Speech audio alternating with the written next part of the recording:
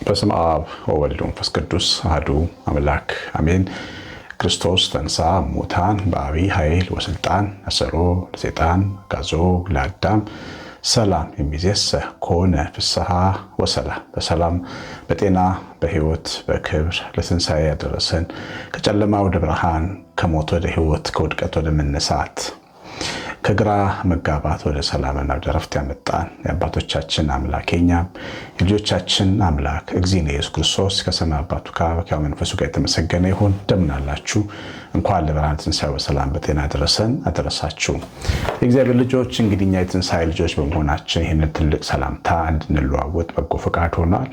ይህንን መላእክት እንኳን ያላዩት ክብር ነው። እኛ በክርስቶስ በመወደድ በክርስቶስ ዝምድና ወደ እግዚአብሔር ቤተሰብን የተቀላቀልን እሱ ከኛ ጋር በመዛመዱ ምክንያት ከንጽሕት ድንግል ተወልዶ ሞታችንን ቤዛ ሆኖ መስቀል ላይ በመሰቀል እኛን ዘመድ አድርጎ ስጋውን ከስጋችን ደግሞ ከደማችን አዋህዶ የተዛመደን የክብር ጌታ ስላለን የመነሳቱን ዜና እየተናገረ እኛም ትንሣኤ እንዳለን ተስፋ እንዳለን የምንናገርበትን ዕድል የሰጠን እሱ ክብር ምስጋና ይገባዋል። እግዚእነ ክርስቶስ መድኃኒታችንን ልንወደው ልናከብረው ቦታ ልንሰጠው ይገባል። አንድ ሰው 10 ክፍል ቤቶች ነበሩት እና አንድ ቀን ጌታ ኢየሱስ ክርስቶስ በሩን መጥቶ አንኳኳ። በሩን ሲከፍት መምህሩ በር ላይ ቆሞ አገኘውና ጌታ ሆይ ቤቴ ለምን መጣ ሲለው ካንተ ጋር መኖር እፈልጋለሁ አለው። እሺ ያለና አንድ ክፍል ቤት ሰፋ ያለ ክፍል ቆንጆ ክፍል አንጥፎ አሰናድቶ እዛ እንዲቀመጥ አደረገ። እሱ 9 ክፍሉንና ግቢውን ጌታ ደግሞ አንዱን ክፍል እንዲኖርበት ሆነ ማለት ነው። ሁለቱም አንድ ላይ ይኖራሉ ይባላል እንጂ በልማድ ደባል ሆነው 9 እጅ እሱ አንድ እጅ ደግሞ ጌታ ሆነው ይኖሩ ነበር እና አንድ ቀን ደግሞ እንደዚህ ኃይለኛ በሩን የሚያንኳኳ ኃይል ይመጣና ሲከፍት ጠላት ቤቱን መጥቶ ገብቶ በሩን ከፍቶ ገብቶ ያንን ሰው አንቆ በነፍስ ውጪ ግቢ ስቃይና ጣር ውስጥ ይወድቃል። ቢጣራ ጌታ አልመጣለት በክፍሉ አልወጣም። በኋላ ግን ያው በነፍሱ ላይ ስልጣን ስላልነበረው ሰውየውን ጥሎት ሄደ። ከዛ ወደ ጌታችን ክፍል ሄደና እንዴት አንተ ቤቴ እያለ እኔ እንደዚህ ይጠቃለሁ ብሎ ተቆጣ። ጌታ ኢየሱስ ክርስቶስ ምን አለው? አንተ እኔ ቤት አይደለህም፣ እኔም አንተ ቤት አይደለሁም። ምን ኖሮ የራሳችን ክፍል ነው። በ9 ክፍሎች ቤት ላይ እኔ መብት የለኝም። በእኔ ክፍል ውስጥ ደግሞ አንተ ስለማትኖር እኔ ብቻ ነኝ መብት ያለኝ። ስለዚህ አንተን ከጥቃት ለመከላከል አልችልም፣ አንተ በሰጠኸኝ መብት መሰረት። ስለዚህ ከዛሬ ጀምሮ 9ኙን ክፍል ብቻ ጨምረህ ወሰድና 10ሩም ክፍል ያንተ ግቢውም ያንተ ይሁን ብሎ ያሰው። ከዛ ጊዜ ጀምሮ ያበር ሳይንኳኳ በሰላም ኖረ እና ይሄ በጣም ገላጭ የሆነ ታሪክ ነው። እኛ ከክርስቶስ ጋር የምንኖር ሰዎች እንዶ ትንሽ ፐርሰንት ብቻ ለሱ እየሰጠን ክብረ በዓል ሲመጣ እንዶ እያዘንን ስርዓቶቹ ደስ ይላሉ። እኛ ኦርቶዶክሳውያን እንድንተገብራቸው የሚያስገድዱ የሚያጓጉ የሚናፈቁ ስርዓቶች አሉን። እነዚህን ስርዓቶች እየፈጸምን ያለን እየመሰለን እንዳንጠፋ በእርግጥም ጌታችን ጋር እየኖርን እንደሆነ በደንብ ራሳችንን መጠየቅ ይገባናል። እግዚአብሔር ልጆች ብዙ ሰው ስለ እግዚአብሔር ማወቅ ይፈልጋል። እግዚአብሔር ግን በሕይወቱ እንዲኖር ግን የሚፈቅድ በጣም ጥቂት ሰው ነው። ስለ ብርሃን ማወቅና በዛ ብርሃን መመላለስ የተለያዩ ነገሮች ናቸው። ስለ ክርስቶስ ማወቅ ተሰቀለ ሞተ ብሎ መናገር በጣም ቀላል ነው። በዛ በመስቀሉ ውስጥ ያለውን ያን ትልቅ መንፈሳዊ ኃይል ግን መካፈል ያ የውስጣችንን ቅድስተ ቅዱሳን እንዲነካ መፍቀድ ግን ያስፈልጋል። ያንን የቀራኒው መስቀል ከጎልጎታ ከቀራኒው ተራራ ላይ ነቅለን ህሊናችን ውስጥ መትከል አለብን። ያን የትንሣኤ ክብር የታየበትን የጎልጎታ መቃብር ልባችን ውስጥ ማግኘት አለብን። እነዚያ እረኞች መጥተው የጎበኙትን ሰብአ ሰገል መጥተው የጎበኙትን ያንን ቤተልሔም ቤታችን ውስጥ ማግኘት አለብን። የተማርነው ወንጌል የሰማነው ወንጌል ስለ ውዳችን ስለ ነፍሳችን ጌታ ስለ አምላካችን ስለ ኢየሱስ ክርስቶስ የሰማነው እያንዳንዷ ጉዳይ በሕይወታችን ውስጥ እስክታበራ ድረስ ማድረግ አለብን። የእግዚአብሔር ልጆች የትንሣኤ ልጆች ስለሆነ እኛ ከፍተኛ የሆነ ከመጋረጃ ጀርባ ከባድ ጦርነት ውስጥ ያለን ሰዎች ነን። ይሄን ነው። የዓለም አደባባዩ ጦርነት በሚዲያ ይገለጣል።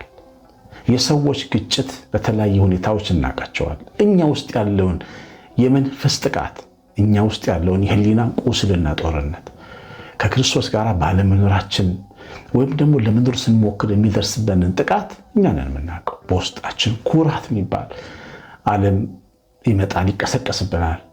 ከእግዚአብሔር ጋር ያለንን ፍቅር ይቀማናል። በቃ ለእግዚአብሔር እንዳንኖርለት፣ ለክብራችን፣ ለኢጓችን፣ ለትልቅነታችን፣ ለስማችን፣ ለሀብታምነታችን ወይ ለተማሪ ለአዋቂነታችን ለመኖር በጣም ይታገለናል። ራሳችንን ዝቅ አድርገን አዋርደን መኖር ይከብደናል። ጎንበስ ብለን እንኳን መስገድ ይከብደናል እግዚአብሔር ቤት። ይሄ ከባድ ጦርነት ነው። ከባዱ ጦርነት የውስጣችን ጦርነት፣ ጥርጣሬ። እግዚአብሔር ከኔ ጋር አለ ወይ? መቼ ረዳኝ? መቼ እግዚአብሔር አሰበኝ? አለ ወይ የሚባለው እውነት ነው ወይ? እግዚአብሔር በእርግጥ ፍቅር ነው ወይ? ደግ ነው ወይ? እንዴት ይሄ ነገር ይደርሳል? ጥርጣሬ በውስጣችን ከፍተኛ ጥቃት እኛ ላይ ይከፍታል። እነዚህ ሁሉ በጦርነት ውስጥ ያለን የትንሣኤው የመስቀሉ የሰማዩ ብርሃን የሚያስፈልገው እጁ የሚያስፈልገው ሰዎች መሆናችንን የሚያሳይ። ሌላው ደግሞ በጣም ጥቃት ሆነ ውስጣችን ከመጋረጃው ጀርባ የሚፈታተንን ትልቁ ጦርነት ደስተኛ አለመሆን፣ ማጉረምረም። በቃ በእያንዳንዷ ጉዳይ ማጉረምረማችንን ደግሞ ምክንያታዊ ማድረግ፣ ትክክል ማስመሰል። ስለ ኑሮ ችግር ስናወራ ሁሌ ስናጉረመረም በትክክል ኑሮ ችግር ስላለው ነው። ልክ ነው ብለን እናስባለን። ችግር ስላለ ልክ ነው እንላለን። እኛ በማየት በእምነት እንጂ በማየት አንመላለስ ይሆናል እግዚአብሔር ቃል። ለምለሙን የሚመለከተው ውስጣችን የት ነው ያለው? በረሃ ውስጥ ምንጭ የሚመለከተው አይን የት ነው ያለው? በቃሊስ በርኔ ውስጥ መና የሚመለከተው አይን የት ነው ያለው? በጣኔዎስ በረሃ ከድንጋይ የሚፈስ ንጹህ ምንጭ የሚያየው የት ነው ያለው? የምናየው ብቻ ነው ህይወት። ስለዚህ ውስጣችን ማጉረምረም የተሞላ ነው። ኑሮን ስናስበው ኢትዮጵያ በሉት፣ ኤርትራ በሉት፣ ውጭ ሀገር ካናዳ በሉት፣ አሜሪካ በሉት፣ አውሮፓ በሉት፣ ኑሮ አስቸገረ፣ ስደተኛ እንደዚህ ተደረገ፣ ኢትዮጵያ እንደዚህ ኑሮ። ስለ ኑሮ መልካም ማሰብ ካቆመን ብዙ ጊዜያችን ሆነ። ጠላት ኑሮን እያበላሸብን ነው። በማጉረምረም እየመታብን ነው። እምነታችንን እየቀማን፣ እያንዳንዷ ጉዳዮች ላይ በክርስቶስ ያለን ያ የብርሃን እምነት ያስፈልገናል።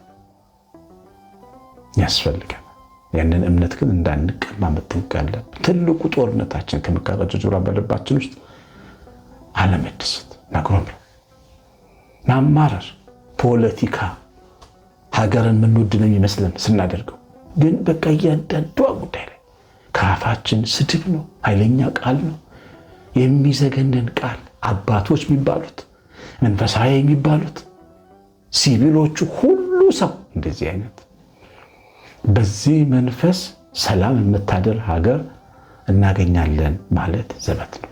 እግዚአብሔርን ማመስገን ሀገር እንኳን ስላለን፣ ሮጠን ምንገባባት ሀገር ስላለን።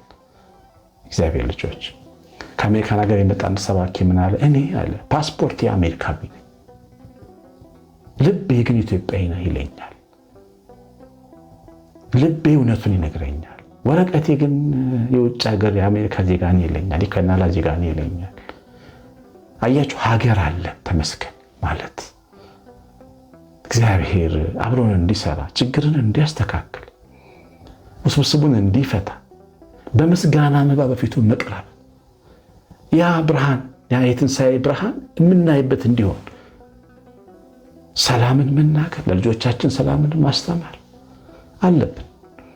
ቤተሰቦች፣ እኛ ያደግንበት የእድገት ስርዓት ከባድ ስርዓት፣ ዱላ፣ ቅጥቀጣ፣ በረሃብ መቀጣት፣ በምግብ መቀጣት፣ በዚህ ውስጥ ያደግን ትውልድ ነን። በእኔ ዕድሜና ከዚያ ጀርባ ባለው ዕድሜ ውስጥ ያለን ሰዎች ብዙዎቻችን እንደዛ ነን።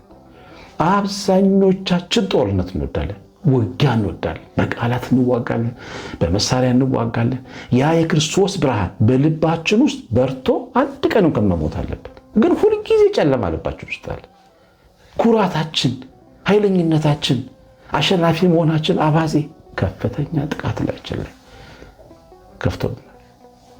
እግዚአብሔር ልጆች፣ ስለዚህ ችግርን በጦርነት የምናሳስረው ደግሞ ይህንን ችግር ለልጆቻችን መስጠታችን፣ ልጆች ስለ ሰላም እንዲያወሩ ቋንቋቸውን ሳይለዩ፣ አገራቸውን፣ ወረቀታቸው፣ ክልላቸውን፣ ቀበሌያቸውን ሳይለዩ በፍቅር እንዲያድጉ ማስተማር አለብን። የምናደንቃቸው ሀገሮች፣ የሰለጠኑ ሀገሮች እንደዚህ ነው የኖሩት።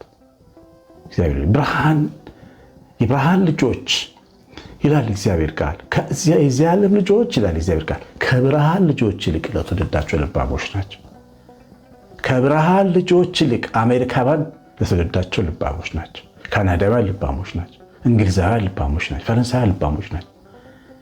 የትናንት ልዩነታቸውን አሸንፈው አንድ ላይ ህብረት ፈጥረው ዩናይትድ ስቴትስ ሆነው አንድ ላይ በፍቅር ይኖራሉ። ይሄ ብርሃን አይን ለትውልድ የማሰብ አይን የብርሃን ልጆች ይሄን ሊኖረን ይገባል። እግዚአብሔር ልጆች ውስጣችን የማጉረምረም ልዩነትን የመውደድ የመወዳደር ስጋችንን የማገልገል በሽታ አለብን ከመጋረጃ ጀርባ። መጋረጃው ግን በጣም አስፈላጊና አሳማኝ ምክንያት ነው። ሀገር ናት። ሀገሬ ነው መጋረጃው። ግን ምንድን ነው የምንዘራው? ማን ነው የብርሃን ልጅ? ማን ነው የብርሃን የሚያስብ? ትግሬ ወንድሜ፣ አማራ ወንድሜ፣ ኦሮሞ ወንድሜ፣ ጉራጌ ወንድሜ፣ ኬንያዊ ወንድሜ፣ ኡጋንዳዊ ወንድሜ የሚለው ማን? የመናዊ ወንድሜ የሚለው ማን? ሰውን በአንድ አድርጎ ማየት መቻል። ይህንን የትንሣኤ ብርሃን የምናከብር ብሩክ ኦርቶዶክሳውያን መንፈሳችን እንዲፈወስ መስራት አለብን። ከመጋረጃዎች ጀርባ ያለው ጦርነታችን መሸነፍ አለበት አለበት።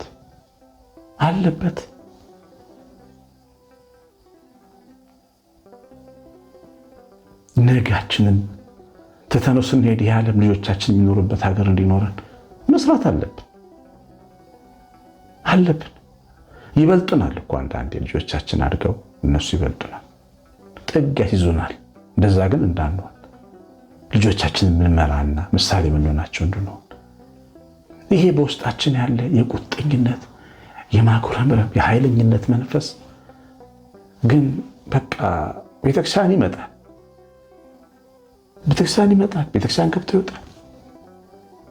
ግን እግዚአብሔር ልጆች አይበቃንም ወይ? የትንሣኤ ልጆች መስቀሉ መቼ ነው የምንሰበሰበው? መቼ ነው በመስቀሉ ህሊና የምናስበው?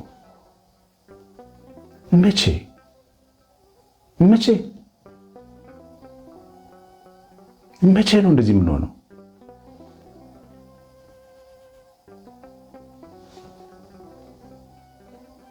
እግዚአብሔር ልጆች ይሄ ጦርነቱ ይኸውላችሁ ስለ እግዚአብሔር አውቀን ስለ እግዚአብሔር አውቀን እግዚአብሔርን ያለማወቃችን ምልክቶች ናቸው። ስለ ብርሃን ሰምተናል። ትንሣኤከ ለእለ አመነ፣ በትንሣኤው የምናምን እኛ ብርሃንን ላክልን እያለን የምንዘምር ያ ብርሃን ቤታችን ልባችን ውስጥ ገብቶ እንደሆነ በደንብ መጠየቅ አለብን። የብርሃን ልጆች እመቤታችን ብርሃን ትባላለች። ብርሃን የሆነው የኢየሱስ እናት፣ ብርሃን የሆኑ ደግሞ የቅዱሳን እናት ስለሆነ በትክክል እናታችን እመቤታችን ልጆች ነን። ብርሃን አለው ውስጣችን።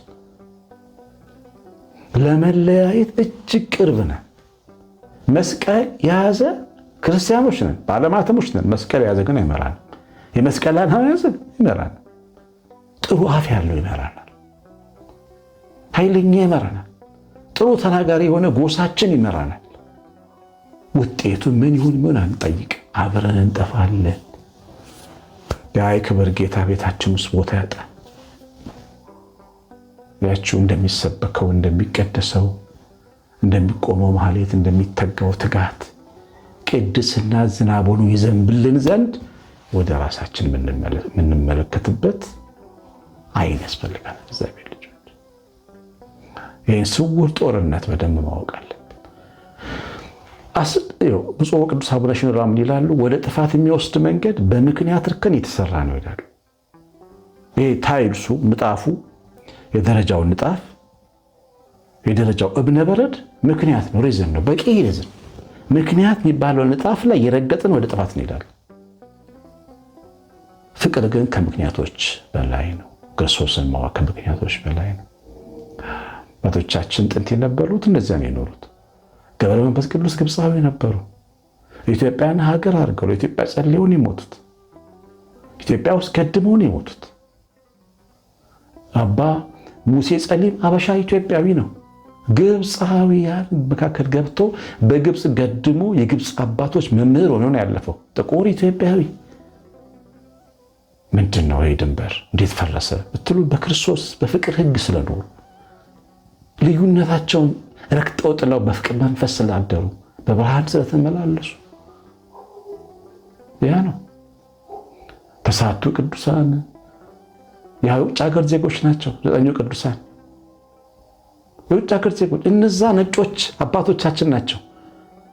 በሃይማኖት ስደት ኢትዮጵያ መጥተው ገድመው ኢትዮጵያን ያስተማሩ አበው። ከሰዓቴ ብርሃን ኢትዮጵያዊ አይደለም። አባቶቻችን ተቀብለዋቸው በገዳማቶቻቸው በጸሎታቸው ምንባረክ ሆነናል። እኛ ኢትዮጵያውያን ቀለማቸውን አላየንም ስንቀበላቸው። ትልቅ ልብ ያስፈልገናል። ትልቅ ልብ ክርስቶስን ልንሰማ ይገባል። ምራቁቱን መስቀል ላይ ተሰቅሎ ሰሞኑን የሰማነው ይቅር ያለ ሰውን የተቀበለ አመፀኞችን ትቶ በጎን መልካሙን ይቅርታውን ምሕረቱን ገነቱን ሰጥቶን የሄደው ኢየሱስ ክርስቶስ እኛ ተበደልን ከምንለው በላይ ነው የተበደለው። ያንን ድምፅ መስማት ነው የሚያሻግረን። አፈር የሚገቡ ፖለቲከኞች፣ አክቲቪስቶች ነገ ኖሮ ተነገ ወዲያ ማናያቸው ይዘውን ገደል እንዳይገቡ እኛ የመስቀሉ የትንሣኤው ልጆች ነን። እግዚአብሔር ልጆች መንፈስ ቅዱስ ይባርከን። የሰማነውን በልቦናችን ጻፍ። እንኳን አደረሳችሁ። የትንሣኤው ብርሃን በቤታችሁ በልጆቻችሁ ልብ ይብራ። ቀሲስ አሸናፊ ገብረማርያም ነኝ።